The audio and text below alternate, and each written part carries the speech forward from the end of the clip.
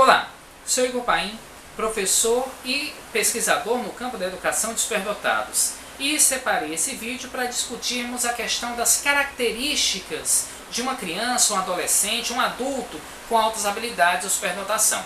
Enfim, diversos pesquisadores buscaram encontrar um denominador comum, o que eles chamam de características gerais do superdotado, e vou apresentá-las aqui a vocês. A primeira grande característica é a questão da precocidade. O superdotado normalmente manifesta uma capacidade, uma habilidade antes do tempo esperado, antes da idade cronológica prevista, como aquela criança que começou a ler mais rápido, mais cedo, como aquela criança que domina alguma habilidade motora também antes do tempo, habilidade textual precoce, habilidade musical, enfim. Quando o sujeito apresenta um certo desempenho com maior qualidade, maior perfeição e que não era esperado para a sua idade cronológica, isso é um dos indicadores ou uma das características da superdotação mais notáveis. Segundo, o que nós também começamos a falar no vídeo anterior, a questão da dedicação à tarefa, a fúria de dominar ou compreender um assunto. O superdotado ele se dedica, se debruça e ele se empenha em aprofundar uma determinada área ou competência que ele julga importante ou que ele se sinta apto e que ele vai então bem além do esperado. Isso acaba também criando uma espécie de necessidade dele se desvencilhar sozinho, porque o superdotado gosta de andar com as próprias pernas, ele tem independência, autonomia e muitas vezes isso representa uma preferência em trabalhar e estudar sozinho. Então quando você vê uma criança, um adolescente que lá na sua escola está se dedicando e muitas vezes sozinho na compreensão de um determinado tema, que muitas vezes difere dos seus pares, que ele está avançado dentro da sua idade cronológica, isso pode ser um indicador de altas habilidades, né? Outro aspecto que nós também já citamos, que é o elevado nível de desenvolvimento em alguma área do conhecimento ou habilidade humana. Então o superdotado sempre se destaca em alguma competência. Não precisa ser em várias ou múltiplas competências. Ou seja, ele não precisa ser um superdotado global, aquele superdotado múltiplo, mas pelo menos uma grande competência ou domínio ele faz com excelência. Outra coisa é o cultivo de interesses variados ou diferenciados de seus pares. Então aquela criança de 10 anos que está preocupada normalmente com temas adultos, tais como política, violência, corrupção, fome, degradação ambiental, essa criança ela está destoando da média, ela está com um interesse muito além do que seria esperado, ou bem divergente do que seria esperado. E muitas vezes, por causa disso, essa criança tende a associar com pessoas mais velhas, em busca de mais fomento, mais informação, um feedback para seus anseios, suas angústias, suas dúvidas, mas também pode se aproximar de pessoas mais novas, porque com as pessoas mais novas, ela não vai sofrer o crivo da crítica que ela sofre com os seus pares. Por exemplo, uma criança de 10 anos que ao mesmo tempo discute política, mas que está brincando com uma criança de 5 anos que não lhe critica, que não lhe ataca com relação aos seus interesses, ritmos, estilos de aprendizagem, enfim. São situações que muitas vezes nos deparamos. Outra coisa é a facilidade que o superdotado tem em aprender princípios gerais de assuntos específicos, né? Então ele tem uma velocidade de aprendizagem mais rápido, um poder de síntese e conclusão bem notáveis. Então ele pega tudo no ar, em certos assuntos, né?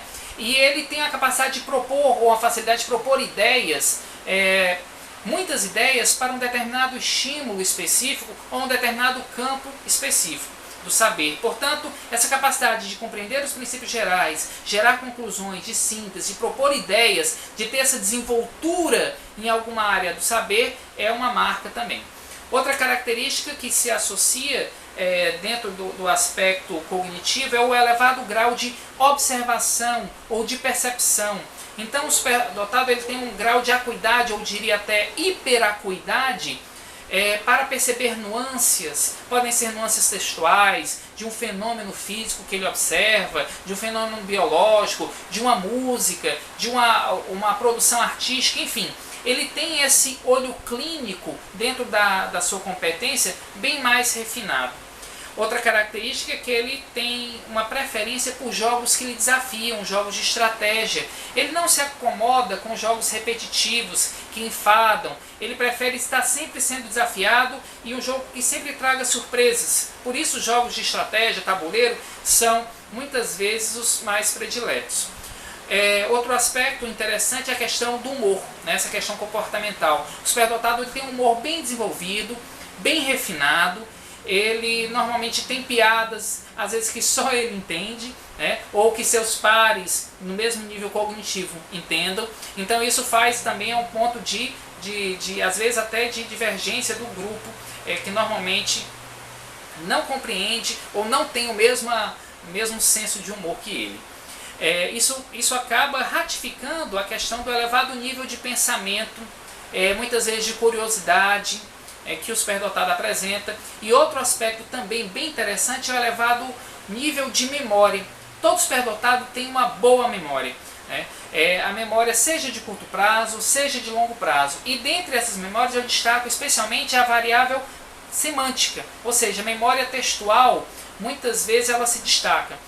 Poucos ou raros os casos é que a gente fala de uma memória do tipo eidética ou fotográfica, mas em via de regra o superdotado ele tem uma boa memória textual, boa memória semântica. Outra característica interessante é o gosto pela leitura. O superdotado ele lê bem mais, ele lê com mais frequência, tem uma leitura mais refinada, com maior profundidade, busca livros com complexidade maior. Então aquela criança do 2º ano que está lendo um livro do 8º ano, né? Ou então que ele está no ensino médio e está buscando um livro da faculdade, ou então um nível com um grau de complexidade bem além do esperado. Então ele tem realmente a leitura como principal fonte de acesso à informação. Agora, dentre aspectos de ordem de autoimagem, é muito comum os superdotados eles serem exigentes consigo mesmos, né? Tem um grau de autocrítica bastante elevado, principalmente porque ele sabe reconhecer o padrão de excelência do que não é excelência. Portanto, ele se compara o tempo todo e acaba tendo a tendência para o perfeccionismo, o que em alguns casos pode ser prejudicial ao aspecto socioemocional, ao equilíbrio afetivo dele. Então é um dos aspectos que os professores têm que pontuar. Até que ponto a autocrítica é positiva, construtiva, né, o perfeccionismo, até que ponto isso também é prejudicial. Nós já também citamos no outro vídeo, mas eu ratifico aqui, o elevado nível de pensamento divergente e criatividade, nessa forma oblíqua de ver o mundo, essa forma curva, inusitada, não óbvia, de interpretar e reinterpretar os fenômenos, conceitos, enfim, de criar alternativas diferentes para solucionar o mesmo problema, né?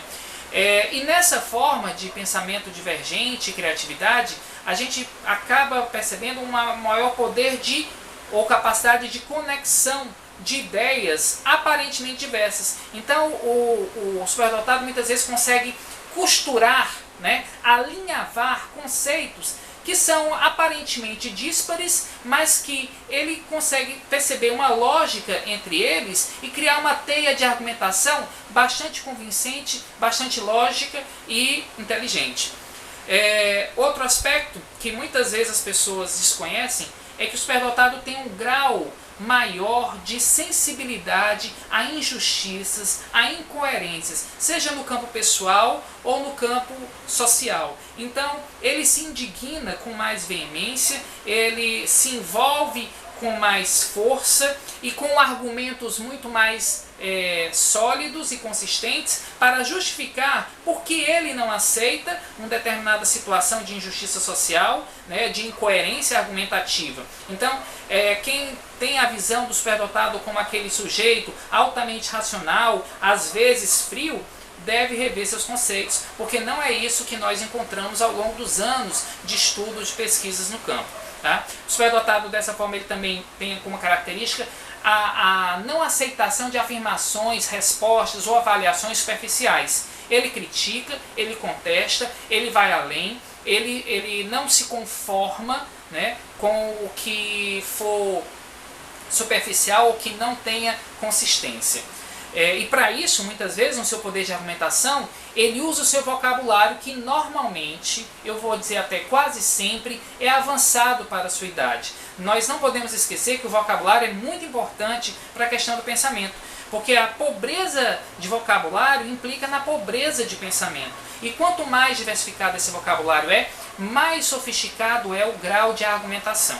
Agora, é claro, devemos ficar atentos dentro das características. Uma que chama muita atenção é que é o assincronismo de capacidades ou de competências. Muitas vezes o superdotado ele tem um desenvolvimento cognitivo bem avançado, mas isso não representa um desenvolvimento emocional compatível no mesmo nível. Portanto, ele pode estar bem maduro cognitivamente, compreendendo ideias, conceitos, argumentação, mas isso não quer dizer que emocionalmente ele também esteja, ou que moralmente também esteja. Então, o assincronismo é uma característica, e às vezes assincronismo dentro da própria cognição, aspecto cognitivo. Por exemplo, a criança que sabe resolver um cálculo matemático com bastante complexidade e ele chegou ao resultado do cálculo, mas você pergunta para ele como é que ele conseguiu chegar, ele não consegue explicar. Ou seja, ele tem bem desenvolvido o seu pensamento lógico-matemático, mas a sua inteligência linguístico-verbal